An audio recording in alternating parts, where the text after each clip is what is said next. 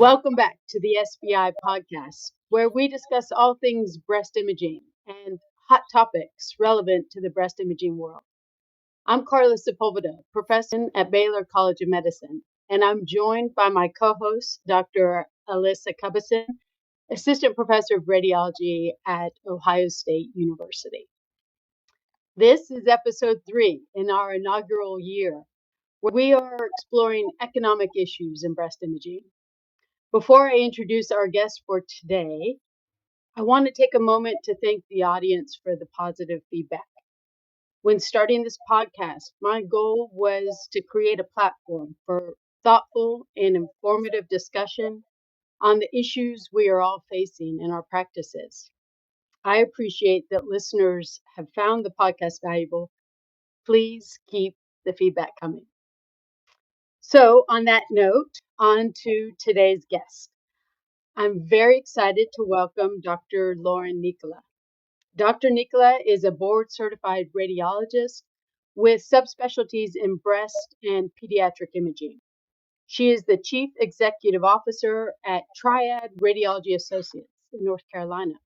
She serves as the ACR Ultrasound Commission Chair and is a member of the ACR Board of Chancellors.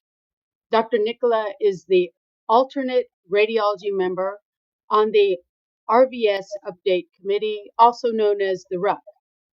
For those of you who do not follow payment policy closely, the RUC is a volunteer group of 31 physicians who advise Medicare on how to value a physician's work. Welcome, Dr. Nicola. Thank you, Carla. Happy to be here. Thank you so much. As Lauren and I discussed possible topics for today's podcast, we decided to focus specifically on economic issues around AI and breast imaging practice. I hope this conversation provides listeners with useful information on how AI can be introduced and maintained in your practice in a way that makes economic sense. With that background, there is certainly plenty to cover here, so let's jump in.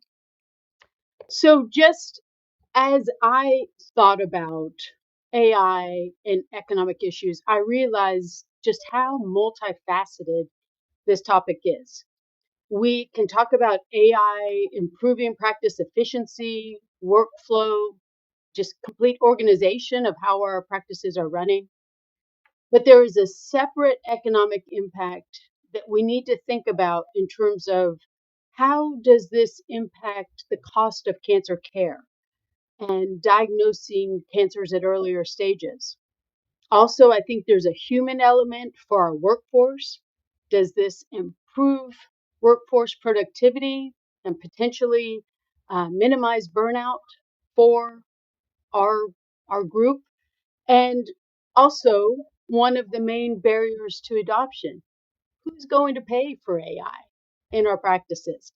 Lauren, anything else you think I need to add into that multifaceted view of AI? I think you had enough topics to cover about a week's worth of podcasts, so I think we'll be okay with that. Perfect. Okay, so after that multifaceted look, let's think about AI from a historical perspective. And one article that I found that I think is particularly helpful on the historical view of where we are today is a JBI article that was published in 2002. Dr. Nicola co-wrote it with Dr. Smetherman, Dr. Moy, and Dr. Rubin. And when they provided that historical background, CAD was discussed. And first, I want to start with, since 2002 and the article, how far do you think we've come in terms of the discussion of payment for AI, and how far have we advanced since 2022? So it seems like 3 years? I guess it doesn't seem like it would be that long, but in the health policy world, that's an eternity. So there's been a lot of advancements. In 2022, we wrote that article. In some ways, AI was just kind of getting its feet under it. There's been some developments in the actual tools that are available and in the payment policy side of things. CAD was first FDA approved in 1998, I think. So it's really a long time ago. So if you think about where this journey started, it's been there for a while. It kind of stalled for a long time at the kind of what we've traditionally thought of as the CAD tools that we had. But the way things evolve from a policy standpoint, reimbursement standpoint, really, I think are important to understand. So when CAD was first developed, it was recognized as an additional piece of physician work, potentially, and an additional expense to a practice. The practice had to pay for the software. So there was a payment and a code assigned to CAD when used with mammography. We consider that a big win for our practices because they were able to bill for the CAD. There's this thing that happens in payment policy called bundling. So unfortunately, if you do one procedure with another procedure more than 75% of the time, those codes will get bundled together. And usually what happens is you lose a lot of value. So instead of being able to bill two codes separately, you can only bill one. And that's kind of what we saw in the mammography plus CAD. So now you get paid, quote unquote, for using CAD, but you get that on every code, whether you use it or not. So there's one payment for the mammography screening and diagnostic mammography that includes CAD if it's done. So that's one of the downfalls of technology percolating through the system is that once it becomes a standard of care, then often that incentive for doing it as an extra goes away. So that's sort of the history of payment. We'll talk about how that applies to more modern pieces of AI. But really, since 2022, we have seen a couple of algorithms come out that are a little more advanced than what we had in 2022. There's some breast tools that are detection related, kind of more sophisticated CAD, AI type CAD. And then there's some CAD-X tools that have a little more diagnostic or quantitative piece to them. So in my mind, I think about the AI in two buckets. One is the detection. So is it kind of highlighting something that a radiologist could see, but it's helping them do it not maybe faster or not miss it. And then the other is the quantification. FDA calls it CAD-X. And that's doing something that a radiologist can't do. So maybe an ultrasound, it's giving it a malignancy score. There's a tool out there that does that for breast lesions and other lesions. So I can't look at a nodule on an ultrasound and just give it a malignancy score in my head. I can only look at its size and features that I know of. So that's giving the radiologist additional information that we can't really do on our own. And so what we've seen is that in Medicare, at least, they're more willing to pay for those types of algorithms that do things that radiologists can't do. So we've seen that progression a little bit. There are a couple, 5 or 6 of those type of quantification codes that do have payment in the Medicare system, not in the fee schedule, but in the hospital outpatient perspective payment system.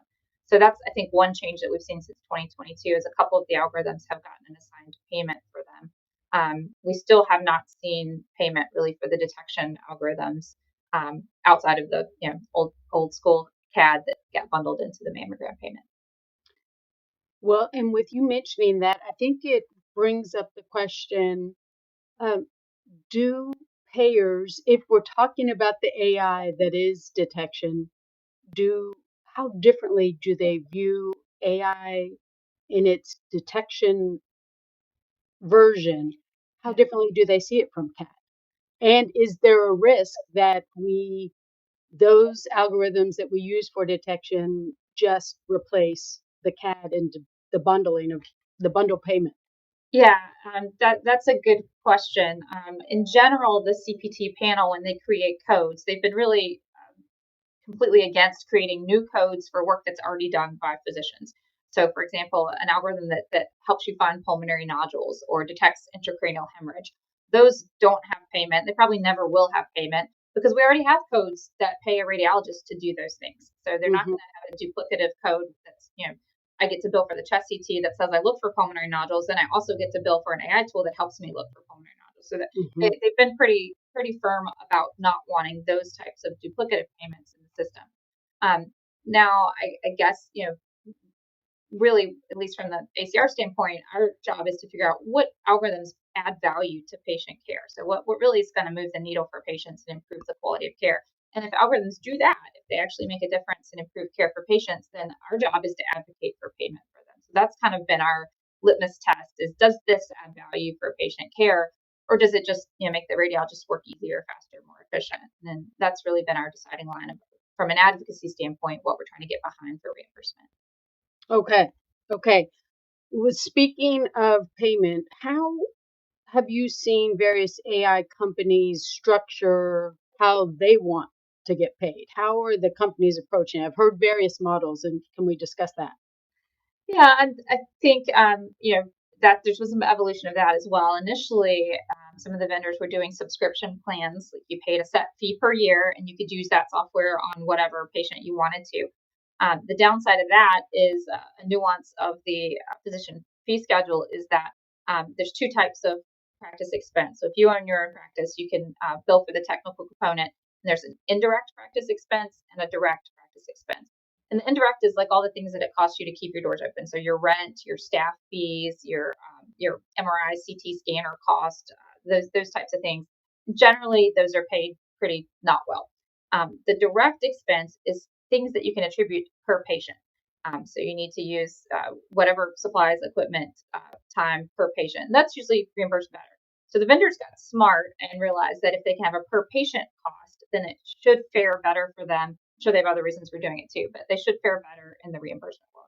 So we've seen a transition from the subscription model, where most people now are doing the per case or per use fee. So most of the vendors that I'm familiar with recently have switched to every time you run this algorithm on the patient, you pay the vendor a per click type fee, and that tracks better with the direct practice expense in the fee schedules. Okay. Uh, I think we're going to move to sort of the current landscape for where Yeah, we're at. sure. And I think we've touched on it a little bit too. So I guess my question will be more from a general sense. The article that you had published does a beautiful job of outlining where you were in 2022, of where we were in the current payment landscape of AI, and also juxtaposition that to where we're headed in the future and where maybe some predictions might be. So I guess for the audience, just where do you feel like we stand now in terms of, in practically speaking, in terms of our current payment applications for AI? Yeah, so like I mentioned before, we have seen some AI algorithms have been successful in getting reimbursement. Typically, those are the ones that do the additional value added, so it's something that a radiologist can't do. So the quantification type algorithms. For breast, the main one is that ultrasound tool that will give a malignancy risk score that you can use to kind of upgrade or downgrade your suspicion for a mass seen on ultrasound. So those types of tools that do things other than just detection, think there's 6 of them that have gotten payment in the hospital outpatient payment system. Generally, those are really high payments, like they're higher than the actual ultrasound itself, which the idea is to incentivize people to uptake that technology.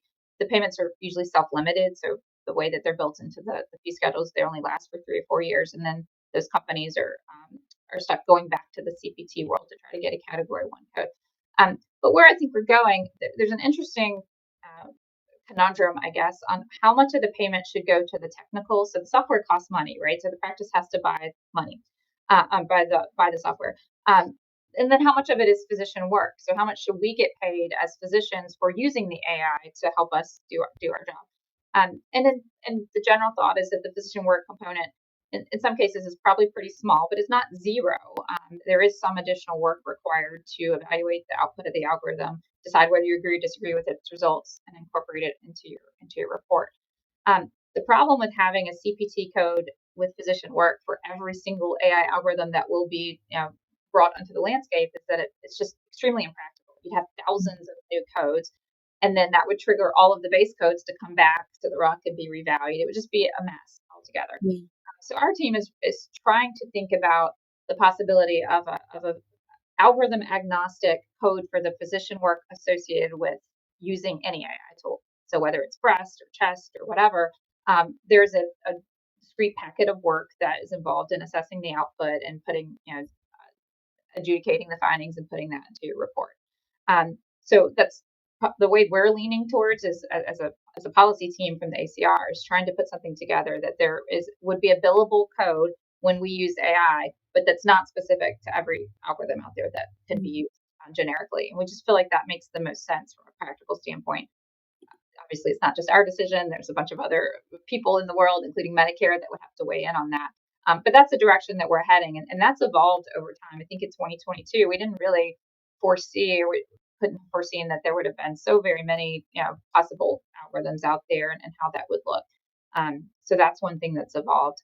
And then, I think just in general, there's some other trends like the evolution to some platform type products instead of having individual algorithms that your institution would have to implement and integrate into your packs and into your workflow on a one by one basis. There's companies out there that now have platform offerings where you can get a bundle of 12 AI algorithms or however many AI algorithms all at once. So that's another new thing that we've seen. And Well, can I ask you, and from the perspective, I recognize that radiology, I think in January was published, of the 1,000 or slightly more FDA approved, more than 75% are radiology related. That said, there are other fields that are looking to integrate ophthalmology, cardiology, etc. And to your point of how to approach it, do we do the agnostic code? Do you see some synergy around that approach with the other fields? Yeah, that's a great question. In fact, one of the reasons we designed it that way is because we anticipated we would get support from some of the other fields. Mm-hmm. One of the downsides to having thousands of new AI codes that radiology uses because we're in a budget neutral system is that everybody else loses, right? Yes. I mean, they lose some value. But I mean, you hit the nail on the head. There's plenty of other specialties that may be able to use AI algorithms in their own field. And if we had an agnostic code, then anytime a neurologist or urologist or cardiologist used an AI tool, that they would be able to do it the same way. And so in that way, we think that there would be multi-specialty support for that type of payment. And the other thing, we may talk about it later, there's the work of evaluating a per patient AI output. But what about the work of making sure that the AI is doing its job overall, like the governance and oversight of the algorithms? I mean, that's real work that has to be. Probably not a good idea to leave it to the vendors to take care of that. It's going to fall on the doctors who are ultimately responsible. So that's another piece of the puzzle that probably needs to be incentivized if we want to do this right. Yeah, that's a really good point. I was intending to mention it later, but I guess to build on that was just regarding the professional fee that's incurred and how that I'm sure will look different as we apply AI. Especially, I know in the article it had referenced one of the AI applications for workflow efficiency. So not necessarily for purely diagnostic, but if there are screening mammograms that are deemed to be negative and may or may not have minimal to no oversight by a physician, how might that translate to having a professional fee? And what are the ethics there of charging a professional fee if there necessarily isn't none? Is it, I guess, in your opinion, or is there a conversation happening about is there an overall AI fee in lieu of professional fee, or is there, I guess, a conversation happening there? Yeah, those are interesting thought experiments. I think right now and in the foreseeable future, the world's not ready for autonomous AI. I don't think patients are ready for autonomous AI. They're really, at least from what we've seen and the data that's out there now, is that we still need a physician. Maybe the AI can screen it or triage it or detect the initial findings, but you still need that physician arbitrator at the end. Some of that's for liability reasons. I mean, who would you sue if the AI misses it, but then no doctor was ever, responsible for looking at it? So some of it's liability, some of it's patient trust and credibility. But I mean, it would be hard to argue if you had a ton of data that showed that the computer is 1,000 times better than a mere human at diagnosing cancer, and not letting it do that, right? I mean, 10 years from now, 20 years from now, if that's the world that we live in. So I think we have to evolve our thoughts on that. From a payment standpoint, we're paid, the physician work RVUs are assigned based on the time it takes you to do something and the intensity of the work that you're doing. So if you imagine a world where you take out all the normal screening mammograms and the doctor's left interpreting all the ones that aren't normal, that are more complex, harder, then theoretically the payment you would get per mammogram would have to go up because the intensity is going up. You're losing the easy, fatty, really quick and easy mammograms, and you're getting the more complex ones that you have to think about harder. So you've got that kind of balance of the time and the intensity that would work in our favor. Now, what the net of that may be that you lose 70% normal mammograms, and you're still your payment goes down if you're not billing for all of the normals. But there would be some offset in the intensity of work that's left. Yeah, interesting perspective. Yeah, absolutely. And then I guess, maybe to build on that too, and as we've been kind of alluding to it and referencing it, do you have predictions towards Medicare stance and how it might evolve over the next, I guess short time frame, 3 to 5 years? Um, Oh my gosh, predicting The crystal Medicare ball. is not wrong. I know. Sometimes I think they like to just change it up just to keep us guessing. In the short term, in the 3 to 5 years, I mean, obviously we have a new administration, and anything can happen. I don't see any huge changes. One thing that there's really no mechanism for innovation in the fee schedule for how we pay physicians. They have come up with different ways. We mentioned in the article there's a new tech add-on payment, new tech APC in the inpatient and the hospital outpatient world. They both have avenues that can incentivize AI. Those payments I was talking about earlier are in the HOPS. The fee schedule doesn't have an equivalent to that. And because the fee schedule is budget neutral, anytime you would add payments to incentivize technology and innovation, you're by definition hurting other people. So it really is kind of this perverse incentive for innovation in the fee schedule. So there's plenty of legislative talk about potentially adding more money to the fee schedule, tying it to the Medicare Economic Index, or having it go up with inflation. But as long as we're tied to budget neutrality in the fee schedule, I don't anticipate any major changes in how AI is reimbursed, just because there's not going to be enough money to go around. Lauren, can I ask, do you, where in terms of breast imaging modalities, I feel like by far the most of the algorithms are focused on mammography.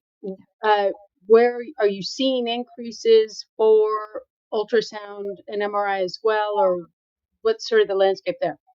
Yeah, I think you're right. Most of the algorithms are for mammography. I just think it's a volume basis. So if you're a company and you want to make the most money, you're going to figure out where the addressable market is. And there's tens of millions of mammograms done compared to the numbers of ultrasounds and MR done. But we are seeing more characterization, quantification type tools in the ultrasound and the MRI world. I think we talked about radiologists burnout, and radiologists probably aren't getting that burned out from the number of ultrasounds they're reading. They're getting burned out because they have a stack of 200 screening mammograms they're supposed to get through in a day. So if we look at where the market pressures are, it's probably more on the mammogram side of things in the breast imaging world. But we've certainly seen advances across all modalities, not just mammo, in both ultrasound and MRI and CT. Okay, you brought up the NTAP, the new technology add-on payment, and I'm sorry, I didn't realize that is only for inpatient and right. HOPS. Well, the NTAP is for inpatient, so it doesn't really apply to the breast world since we don't do a lot of inpatient work. Its equivalent in the HOPS is called the New Tech APC payment. It's kind of a similar idea where there's this extra incentive payment for technology that Medicare deems to be valuable to its beneficiaries. So there's an equivalent in the HOPS. Okay, I'm just thinking more broadly of our practice in the United States, and the vast majority of breast imaging centers, I believe, are outpatient. So that point you're making about not having that potential avenue is an important one, I think, for breast imaging practice in the U.S.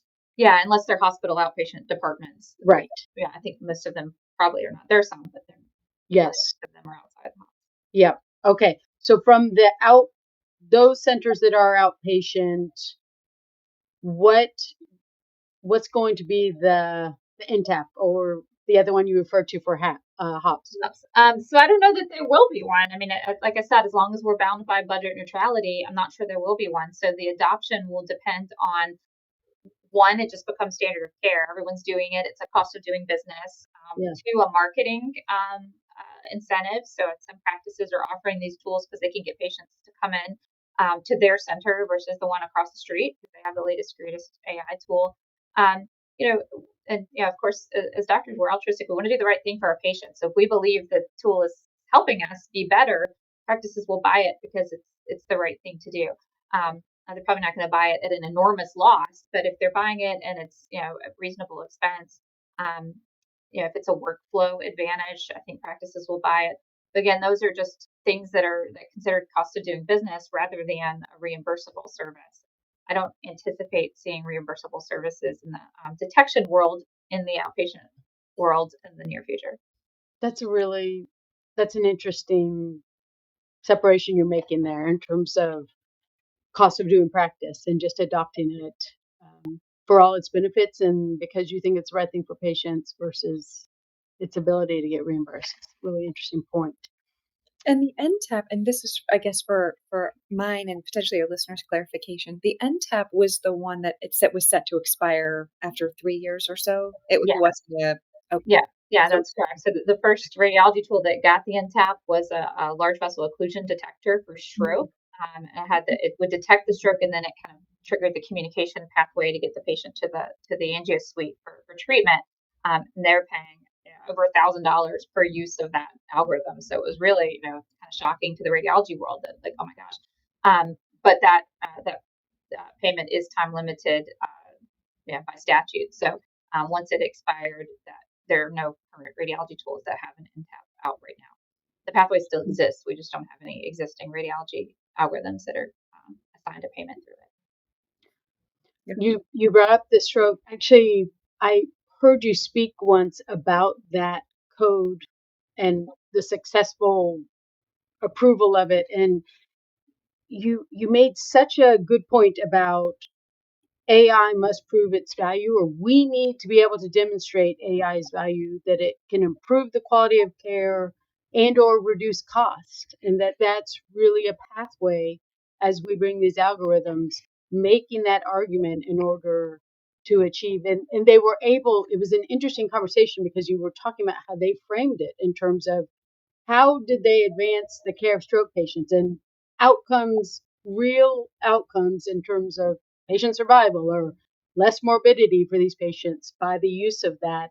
And it really made me stop to think about how do we do that in breast imaging or those types of applications that we have to prove in order for payment.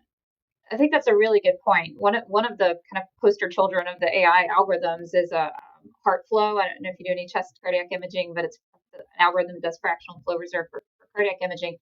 And they kind of checked all the boxes. They got commercial payer coverage. They got a new tech APC payment in the HOPS. Now they have a Category 1 code. And I think the reason behind it was because this algorithm avoided CATs. So it really kept people out of the invasive angio lab and substituted for CATs. So the payers were like, oh my gosh, this is a huge cost savings, good for patients, but also saves us in the bottom line. It was a very convincing story that was good. So it was really easy for them. I think it was easy, but from the outside, it looked easy for them to meet all the reimbursement milestones that other companies work really, really hard for years and years to do. So proving value, I think, is that key piece. So how can we prove outcomes that we're making a difference in patient care? And a huge bonus if you can do it at a lower cost. So that is something absolutely to think about for breast imaging. It's not that big of a stretch if we have tools that can find cancer early. Outcomes research is hard. It's maybe hard to put a dollar amount on how much dollars you save, but clearly finding cancers early is important for patients' overall well-being and the cost curve. And the opposite is true too. Like if you can say that a breast lesion is very unlikely to be cancer, you don't have to biopsy it, you don't have to biopsy it, you don't have to put the patient through that. So I think both sides of that, reducing unnecessary follow-up and finding things earlier. If you can prove that, then if the battle's won, basically. Yeah. Yep. And I think this kind of segues nicely to just talking about AI and breast imaging as a big picture. There was a really interesting article that it was from Canada, and they were looking at the benefit of screening mammography in the context of today's environment of the cost of treatments for advanced breast cancer, and how the fact that we have these wonderful new treatments that are extremely expensive, and that actually, on the equation of the benefit of screening mammogram, it improves that equation because that early detection, if we can get it before they need the chemotherapy, and as these become more and more expensive and personalized and so forth, we're saving the system money, right? And it was great. It was such an interesting way to look at the screening economic benefit. And so you're bringing that up in terms of how do we sell this? And it's obviously this is not just a conversation for breast imaging. This is cancer imaging, right? Or screening for cancer imaging. And I I sense that I agree with you that I feel like there's a great opportunity there to frame that argument to make the case that you talk about, demonstrating the quality or the cost savings, um, that we in breast imaging, I think, have a great opportunity to lead. One, because there are so many algorithms that are mammography based, but also just more broadly, that idea of screening and how we can demonstrate the value of screening. I think there's a great opportunity for us. Yeah, the other reason I think we're in a position to lead as breast imagers that it's one of the few things in radiology where we kind of own the management of the patient. So a lot of the other fields, radiology, we do things because they're ordered. We can recommend follow up, recommend MR, whatever, but ultimately it's kind of the doctor who orders it. Breast imaging, we're the ones who are managing that. So if we had a tool that could prevent unnecessary follow ups, that's kind of in our hands, right? We can say it's not a virus 3 anymore, it's a virus 2. So I think we have a kind of a front row seat to that ownership and the management of the patient in a way that's unique to the other aspects of radiology. That's a great point. Great point. Can I tie this to value-based value-based care and payment models around that? And do Yeah. we see an avenue there? Yeah, I mean, we talked about the constraints of the budget neutral system and the physician fee schedule. All that goes away if you leave fee for service and you go to value based care, right? Because any practice or hospital or health system would want a tool that's going to improve the care for their population, right? So even if it's not reimbursed on a per click level, if it's going to find the cancers early and reduce the need for expensive chemotherapy early, or prevent unnecessary follow-up, if it's got those benefits to it, then it's immediately valuable whether it's got a code to it or not. So the question is, how quickly is that going to come, and is it certainly not a switch that flips on and off, but it's a completely different ballgame when you move to thinking about things in terms of value-based care. Yes, absolutely. And I feel like, I know you've been talking about value-based care for years at ACR meetings, etc. Where are we with that? What's your sense? Are we making forward motion towards that? Yeah, yes and no. I mean, I think a lot of it's regional, from what I understand. So some areas of the country have progressed pretty far along, and the payers are pushing risk-based contracts on the big health organizations, and they're learning how to do that. Other places, where I live, it's really still in its infancy. We have a small clinically integrated network, a couple of really small risk-based contracts that really mostly all primary care based. So I think it depends on where you are in the country. Medicare still says they're committed to transitioning to value-based care. They want to phase out MIPS as a kind of a bridge to value-based care. Mm-hmm. Everybody into these MIPS value pathways that look more like APMs. But I think it's a lot harder than they thought it was going to be. Yeah. And the early value-based care models with the shared savings plans and things like that didn't turn out to be wildly successful. So they had to go back to square one and reimagine it in different ways. Turns out it's hard to measure quality, and it's really hard to reduce costs in a way that doesn't negatively impact patients. So kind of a long-winded answer to, there's I think been slow progress that's sort of variably implemented across the country, but certainly nothing earth-shattering like we may have thought if you asked me 5-6 years ago. Dr. Nicola, I'm thinking just of potential AI implementations, maybe to like a smaller practice or potentially in like a rural underserved area, or really for anyone wanting to implement. Do you think that there's maybe some hidden or less thought of, less obvious costs associated with AI and its implementation that maybe we haven't mentioned or that most might not be aware of? Yeah, I mean, certainly the implementation integration costs are there. So if you're a very small practice and you don't have a sophisticated IT team and you're not plugged into a health system, it's probably going to be pretty hard or expensive for you to build algorithms in that seamlessly work with your PACS and have output with your PowerScript or dictation system. All that's sophisticated for a small practice. So the integration costs, the maintenance costs, we talked about this a little bit earlier. Who's in charge of making sure that once you turn it on, it's still doing its job correctly? And we use a couple of AI algorithms in our practice, and you can say, oh, anecdotally, it feels like the AI is missing a little more, but do I have data on that? So is someone actually making sure it's still working? Mhm. There drift, there can be all sorts of issues, and really, so far in the U.S., we don't have any real oversight mandated by the FDA. The FDA doesn't allow algorithms to change, so they can't learn, but they can drift, and other things can happen to them. So I think that's another hidden cost is the work and the expense of maintaining the AI and making sure it's still doing its job. And even little things like evaluating which AI you want. I mean, if you're a 3-person radiology group and you're doing all you can do to just keep the list at bay and do your IR procedures and your mammo, which one of the 3 of you is out there looking at the 12 different nodule detector algorithms and deciding which one they like the best? Or there's all sorts of, I think, limitations that make this hard to do on a large scale. The ACRs worked. There's a lot of tools they have through the Data Science Institute. There's websites that will compare different AI algorithms that will show you the FDA approvals and indications for them. The vendors are great, but sometimes they try to shade around what they're indicated for and whatnot. So it's nice to have that at your disposal. So there's tools out there, but it's a little bit of a daunting task, especially when with the current workforce issues where nobody has a ton of time on their hands during the day just to be tooling around the websites. Sure. And at the very minimum, there'll always be updates to things, even if one's, tools you've already decided on. So it's certainly a commitment with someone that needs to at least be somewhat knowledgeable.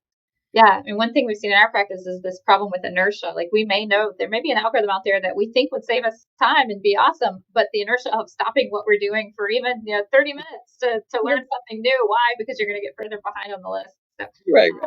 That's very true. Very true. Well, I think that sort of leads to one of the things we were wondering. Have you rolled out AI in your practice?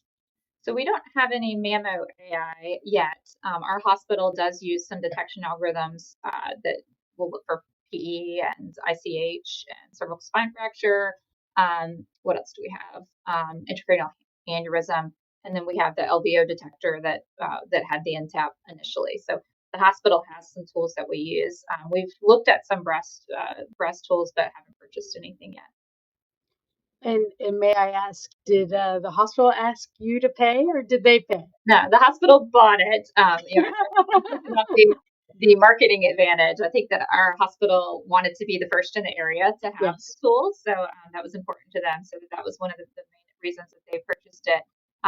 We like it. I don't know that we like it enough. If we had to pay for it, that we would pay for it. It's interesting. The detection algorithms supposedly save you time, but in my personal opinion, but if you disagree with it, the time that it takes you to really think about it and say, oh my gosh, if I was in front of a jury of my peers, could I stand up and say that I don't think that's a PE? That might take me 5 minutes, where if I was just reading it by myself, I would make my own decision and move on. So the net difference of time, I'm not sure it's much of a time saving. It's nice to have a second set of eyes on things, but it's hard to say that, oh my gosh, it's a lifesaver as far as time saving. So, Wow, my gosh. What an interesting conversation. And so I so appreciate how you have a way of explaining things, I think, in a very clear and easily understandable way. I really appreciate that. I always close these podcasts with a little bit more of a personal question. Nothing too far out there. Don't want to. But I will say, I've wondered, and I think I've heard you speak at ACR so many years, and I think a couple of those presentations you've mentioned that you've called yourself a healthcare coding nerd. I want to know, how did your interest in healthcare policy and payment arise, and how has it influenced your career path? We don't have enough time to talk about all this. So I was an economics major in college, so I knew I wanted to go to medicine, but I was interested in economics and business and that sort of thing. So I thought, I'm going to get plenty of science classes in med school. Let me just do something different in undergrad. So from my college years, I was interested in economics in general. Once I was out in practice for a couple years, in 2015 is when the macro legislation dropped. And I found it interesting. I was reading all about it, trying to learn about it. Turned out nobody in my practice had even heard of it or any idea what to do with it. So I kind of became the de facto expert on MIPS and MACRA for my practice. From that standpoint, I got in touch with people at ACR, and they're like, "Oh, you know a lot about this. We should put you on the committee." And so that kind of snowballed into my involvement with the ACR economics team and through the RUC. I just find it really fascinating. It is absolutely nerdy, and I don't have normal people hobbies. I just do this on the side. But it's fascinating, and it makes you feel like you really can make a difference sometimes, at least with our advocacy for fair radiology payments, and to do what we can for our the ACR members and radiologists across the country. So it's rewarding to me, and I find it oddly interesting. Oddly interesting, and it led to a matchmaking. Yeah, it did. Absolutely. So my husband is also an economics expert at ACR, so that's always a bonus. Our dinner conversations are fascinating, as you can imagine. We have 5 daughters, and they all know way more than they. One of them was asking me something about MIPS the other day. I was like, "Oh my lord, I love it!" High school class, yeah, I understand what the merit-based incentive payment system is. That's hilarious. That's hilarious. Yeah, they're definitely the coolest kids. Right? I think so. Yeah, absolutely. Well, again, thank you so very much, Lauren, for your time. Really appreciate your expertise here, and I know there's just so much interest around AI and how we're going to do this. So I really appreciate having this episode for this series on economic issues. Thank you very much. We're so grateful. Thank you so much. Thank you both. And hopefully we'll be seeing many of you at the SBI meeting in April. Thank you for joining us, and we'll reconvene for the 4th episode, 4th and last for this inaugural year, later in the spring. Thanks so much.